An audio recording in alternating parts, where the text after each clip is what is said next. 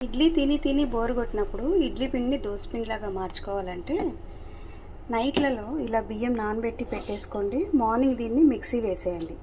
Mixie వేసి ఈ పిండిని ఆ పిండితో కలిపేసి దోశ వేసుకుంటే చాలా బాగుంటుంది. టేస్ట్ కూడా చాలా బాగుంటుంది. ఒకసారి ఇలా ట్రై చేసి చూడండి.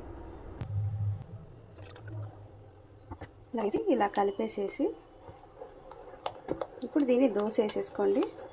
ఇంకా దీంట్లో కొంచెం ఉప్పు అయితే చూసుకోండి సరిపోతుందా లేదా అనేసి. పుల్లగా ఉన్న ఇడ్లీ పిండి అయినా సరే ఇలా చేసేసుకోవచ్చు.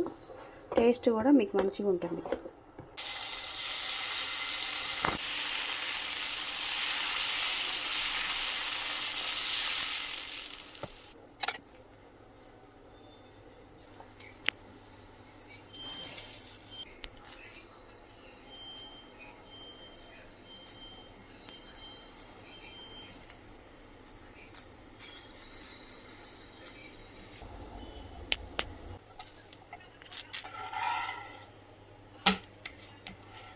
చూసారా ఇడ్లీ పిండి దోశ ఎంత మంచిగా వచ్చిందో.